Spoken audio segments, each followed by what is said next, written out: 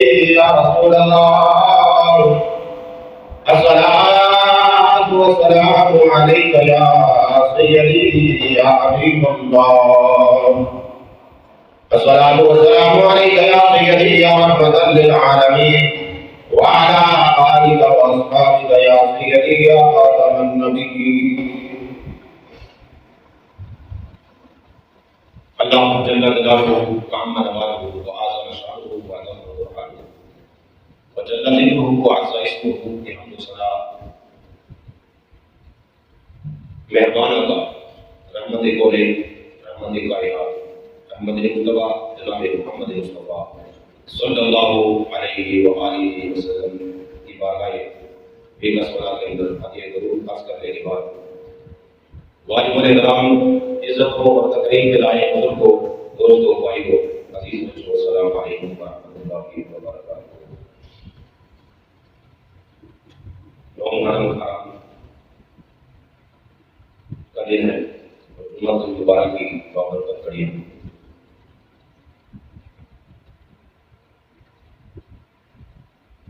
ان مقدس لمحات کے اندر آپ عوام سے بچن والے جتنا وقت ہے اس کے اندر رہتے ہوئے تاکہ بات کو ختم کروں گا.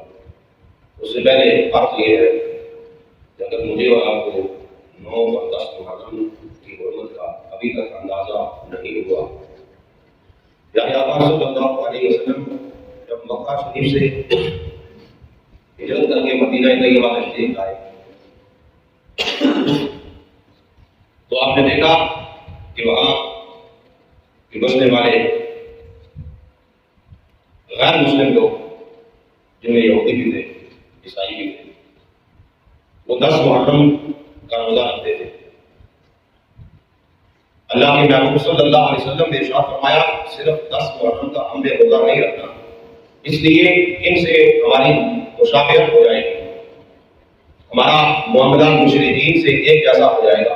لہذا جو بھی صاحب ایمان اگر 10 محرم کا روزہ رکھتا ہے گزشتہ 1 برس کے اللہ تبارک و تعالیٰ اس کے گناہوں کو معاف کر دیتا ہے. لیکن شرط یہ ہے کہ ان سے ارادہ ہونے کے لیے یا تو 9 محرم کا ساتھ میں روزہ ملائے یا پھر 11 محرم کا روزہ ملا کر ان کو 2 روزے رکھ کے اللہ رب العزت کو راضی کرنے کی اور اپنے گناہوں پر ندامت اور شرمندگی اختیار کرنے کی کوشش کریں. اللہ رب العزت اس کے گناہوں کو معاف کر دے گا. اتنا بڑا اللہ کے محبوب صلی اللہ علیہ وسلم نے ارشاد فرمایا. اتنی یعنی ایک بندہ صرف 1 دن روزہ رکھتا ہے، صبح سے شام تک تدبر کرتا ہے، مشقت میں پڑتا ہے، پانی کھانے اور لغویات سے بچنے کی کوشش کرتا ہے، تو 1 سال کے گزشتہ اس کے گناہ معاف ہوتے ہیں. تو اگر 2 دن کا رکھ لے تو اللہ کے محبوب صلی اللہ علیہ وسلم نے فرمایا ایک تو گزشتہ سال کے گناہ معاف ہوں گے اور دوسرا آئندہ برس کے گناہ اللہ رب العزت معاف کر دے گا. شرط یہ ہے کہ گناہ کبیرہ نہ کرے.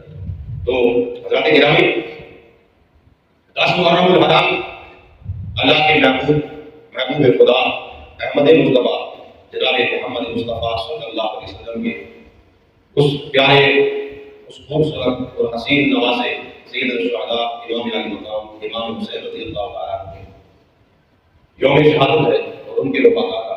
لیکن فرق اتنا ہے بس آج کے 2-4 باتوں کے اندر اتنا ہی عرض کروں گا. اگر کسی کو سمجھ آ جائے تو انہیں اپنے پلے باندھ لینا، اور اگر سمجھ نہ آ سکے تو بعد میں بھی آپ اس کی تفصیل طلب کر سکتے ہیں. ہمارے یہاں معاملہ یہ ہے کہ ہم دیکھتے ہیں کہ کثیر تعداد اس وقت مسلمانوں کی کیا کر رہی ہے. زیادہ تعداد مسلمانوں کی کس فتنے کے اندر مبتلا ہے.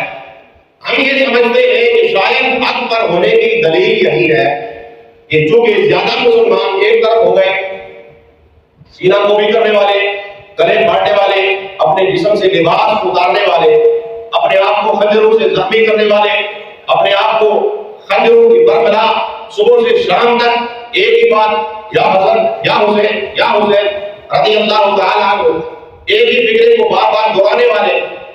آیا کیسے ہو سکتا ہے کہ یہ اپنا خون بھی بہا رہے ہیں، یہ اپنے آپ کو زنجیر زنی کر کے زخمی بھی کر رہے ہیں، یہ اپنے آپ کو अजियत में भी मुब्तला कर रहे हैं। हम चूंकि भोले बारी सुन्नी है और हम सुन्नी है, सुन सुना कर मुसलमान हुए, हम समझते हैं कि शायद यही बात है और हक बात यही है। हम फिर उनके उन मामलात के अंदर शिरकत करना आहिस्ता आहिस्ता, तो जी हम तो कुछ नहीं कर रहे, हम तो सीना को भी नहीं कर रहे, सिर्फ देखने जाते हैं और तो कुछ नहीं करते, हम तो नोहा देखते हैं और तो कुछ नहीं करते, हम पढ़ते तो नहीं। वो कहते हैं कि गाते गाते आहिस्ता आहिस्ता बंदा मिरासी बन जाता है।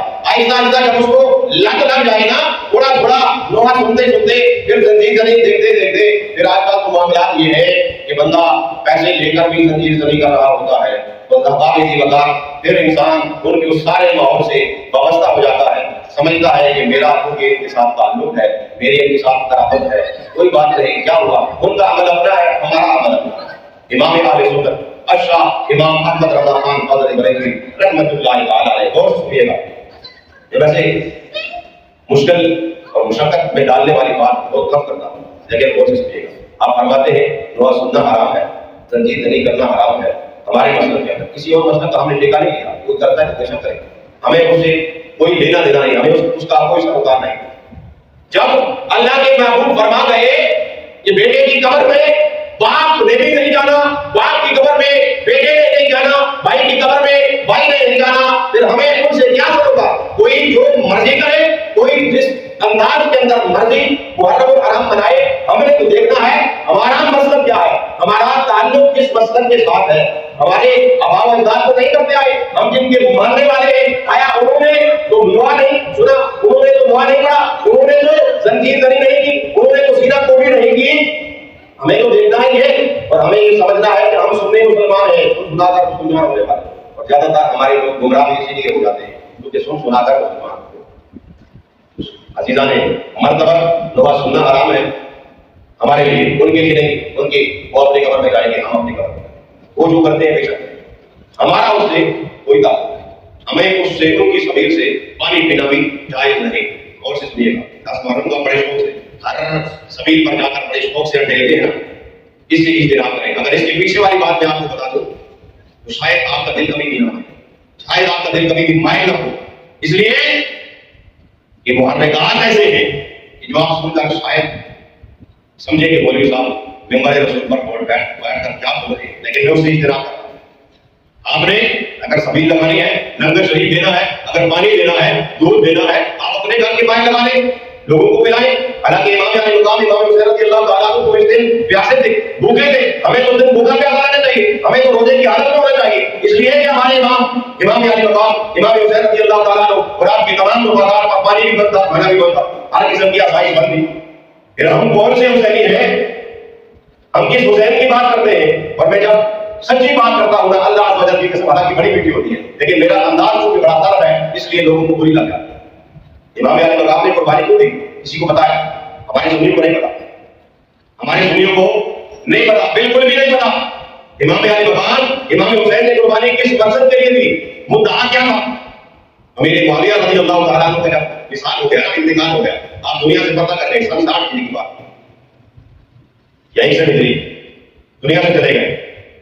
अब पहले चूंकि मामलात ये थे, खुलाफाए राशिदीन के दौर के अंदर मामलात ये थे कि वो जो मजलिस शूरा थी ना, तमाम उन बुजुर्ग हस्तियों की जो सहाबाए किराम अलैहिम रिज़वान थे, वो मजलिस शूरा के अंदर मिल बैठकर इत्तिफाक की राय से फैसला करते थे आया अब खलीफा किसको बनाना, अब हमने अपना इमाम किसको मुकर्रर करना है। इस तरह आज तक मस्जिद के अंदर ना मस्जिद की कमेटियां बैठ जाती हैं और आपस में लोग सलाह मशवरा करते हैं, हमने कौन से मौलवी साहब रखने हैं, स्कोर वाले रखने हैं या सादा मिजाज रखने हैं।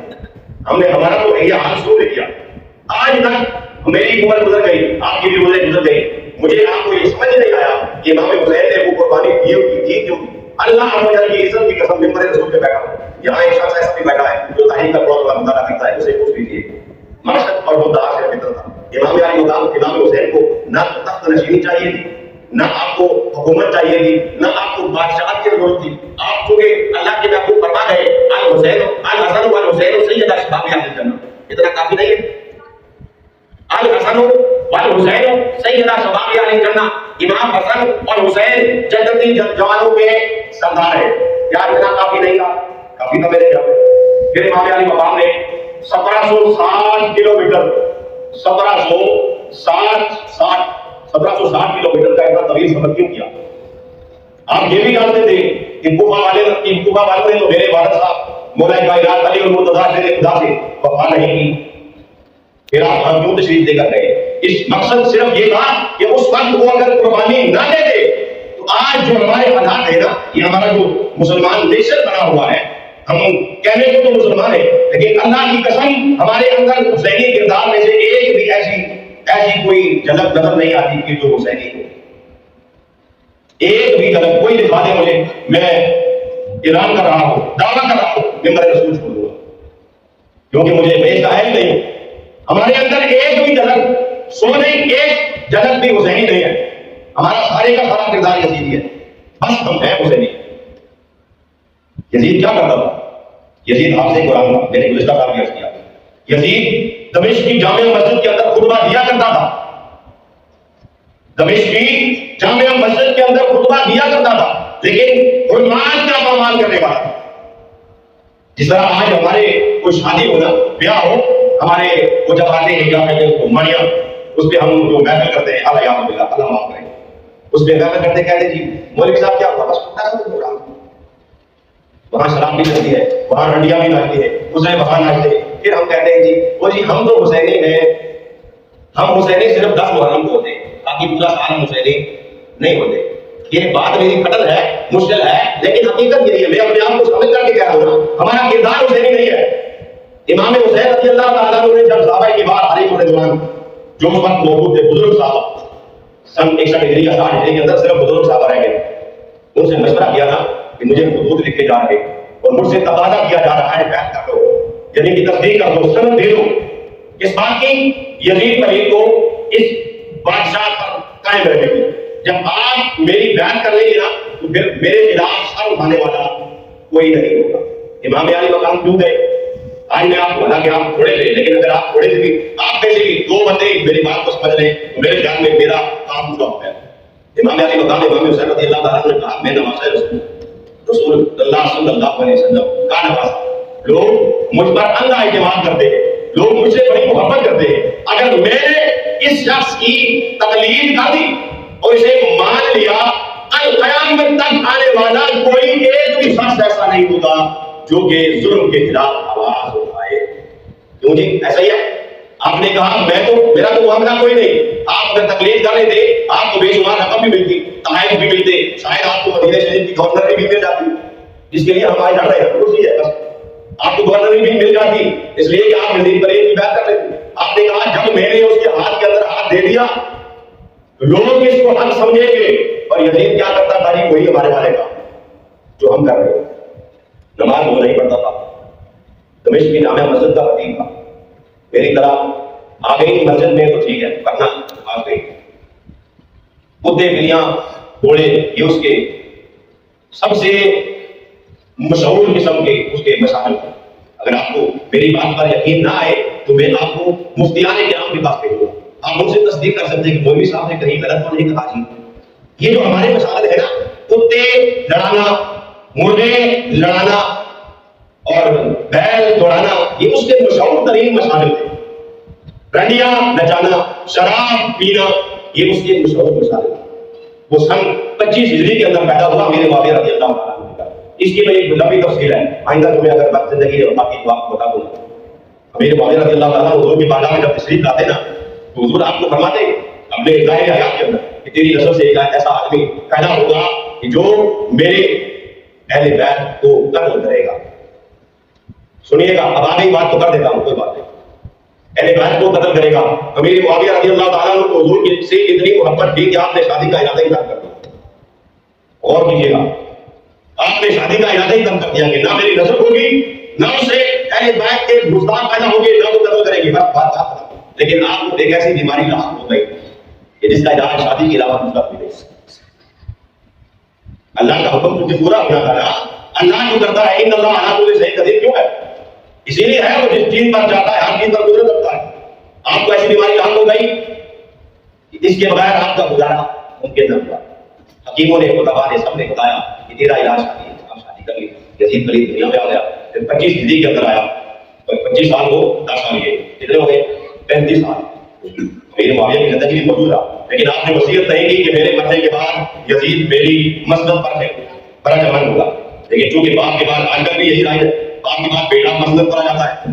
اس وقت بھی حالت یہی تھی، کیونکہ مدینہ شریف سے 1760 کلومیٹر دمشق دور ہے. انہوں نے کہا کوئی بات نہیں، وہ بیٹھ گیا تخت نشین کا. اب اس نے دیکھا کہ لوگ میری بیعت تو نہیں کر رہے. اس نے سب سے پہلے امام علی مقام امام حسین اور ان مستند ہو صحابہ کو اپنی طرف سے پیغام بھیجا.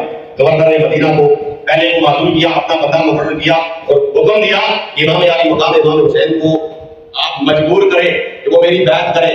ہمارے لوگ یہ بات سننا نہیں چاہتے، ہمارے یہ بات ہضم نہیں کر سکتے.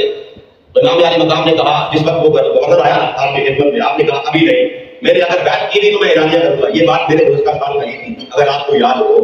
آپ نے فرمایا میں نے اگر بیعت کی تو اعلانیہ کروں گا، چھپ کر میں بیعت کرنے والا نہیں ہو. صبح تک مہلت دے. رات آئی، آپ نے صحابہ سے مشورہ کیا، راتوں رات مدینہ شریف کو چھوڑ دیا. مدینہ سے ہجرت کر کے مکہ پاک آ گئے. آپ نے شاید اپنے دل کے اندر یہ سمجھا ہوگا کیا تو میرا پیچھا چھوٹ جائے گا، وہ مجھے بخش دے گا. یعنی کہ بخش دینے سے مراد یہی ہے کہ معاف کر دے گا. بس بات ختم ہو گئی. مدینے سے جب آپ نے رہتے کے سبق مان لیا، مدینے کی ہجرت کر لی، اب بات ختم ہو گئی. نہیں، مکہ شریف کے اندر وہی پیغام. آپ نے کہا اب ناچار لوگوں کے خطوط بھی ہے میرے پاس. کل قیامت کو اگر میں نہ گیا تو یہ لوگ میرا گریبان پکڑیں گے، کہیں گے امام علی مقام امام حسین آپ نواسۂ رسول تھے، ہم نے تو آپ کو خطوط لکھے کہ ہم اس کی اطاعت نہیں کرنا چاہتے، ہم اس کی اتباع نہیں کرنا چاہتے. امام علی مقام بتائیے ہم پھر کس طرف جاتے؟ اس طرح آج کل ہم کہتے ہیں نا کہ ہماری مجبوری ہے اور کوئی راستہ نہیں ہے اور کوئی چال امان نہیں ہے، ہم نے تو کرنا ہی کرنا ہے، ووٹ دینا ہی دینا ہے. امام علی مقام نے فرمایا اگر میں نہ گیا تو کل قیامت کو یہ لوگ میرا گریبان پکڑیں گے اور میرے پاس اس کا کوئی جواب نہیں ہوگا. اور حقیقت میں آپ کے پاس کوئی جواب نہ ہوتا. آپ وہاں تشریف لے گئے حضرت رضی اللہ تعالیٰ عنہ، جن کی ہم بڑے قصے کہانیاں سنتے ہیں. اللہ جب وقت کو تبدیل کرتا ہے نا تو فوراً سے پہلے کر دیتا ہے کسی کا بھی وقت. اور وہ تھا جو سپہ سالار تھا یزید کی اس فوج کا، جس نے آپ کو اس مقام کربلا کے قریب روکا، آپ کا گھیراؤ کیا. یہاں سے آگے آپ نہیں جا سکتے، کوفہ نہیں جا سکتے. اسے پتا تھا کہ اگر یہ کوفہ پہنچ گئے تو شاید لوگ بیدار ہو جائیں. حالانکہ ان کے اندر وفا نہیں تھی. اگر یہ پہنچ گئے تو شاید لوگ بیدار ہو جائیں. جس طرح مسلم بن عقیل ایک ہی دن میں 40,000 لوگوں نے بیعت کر دی. اگلی صبح سب نے بیعت چھوڑ دی. حالات تو آج بھی وہی ہے نا. 40,000 لوگوں نے پہلے دن بیعت کر لی.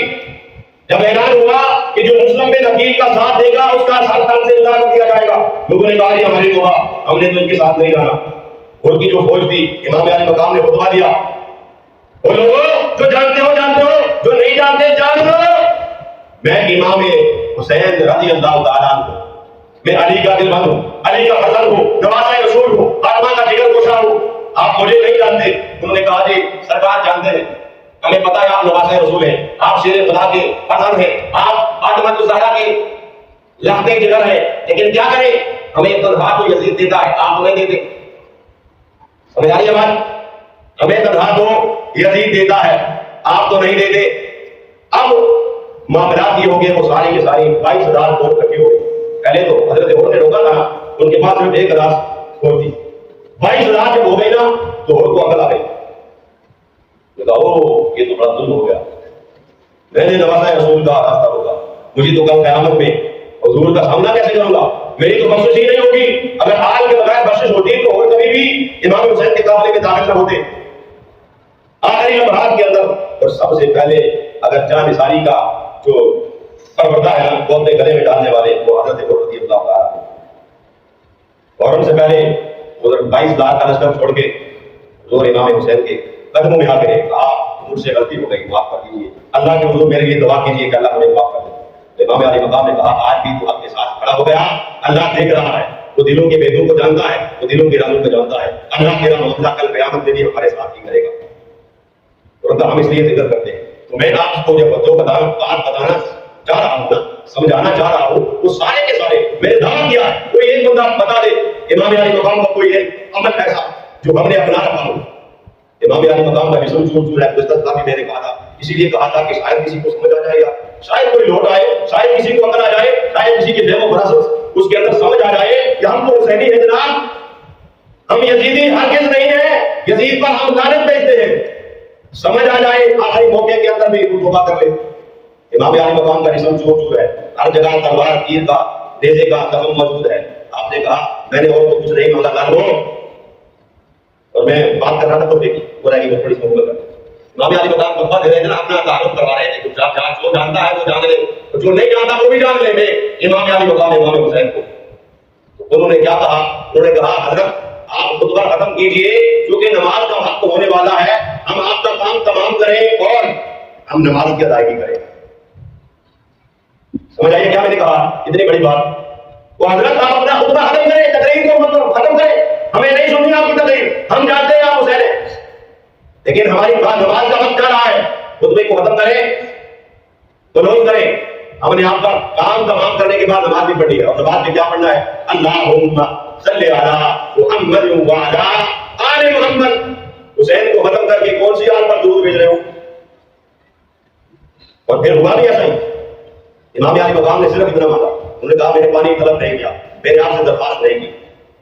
میں اگر مانگتا تو شاید کسی کو رحم آ بھی جاتا. اگر علی اصغر کو دیکھ کر, اس کے پیاسے لبوس کو دیکھ کر, اس کے خشک گلے کو دیکھ کر کسی کو ترس نہیں آیا نا, تو مجھ پر بھی ترس کسی کو نہیں آئے گا. میں نہ پانی کا دعویدار ہوں نہ میں کھانے کا دعویدار ہوں, بس بات اتنی ہے مجھے اتنا موقع دے دو. میرا سارا جسم چھلنی چھلنی ہے, لہو لہان ہے, لیکن آخری میں اپنے رب کی بارگاہ میں سجدہ کرنا چاہتا ہوں. وہ جس سجدے سے ہم سنیتا ہے, میں اتنا گھما پھرا کے نا آپ کو وہ بات سننا چاہتا ہوں.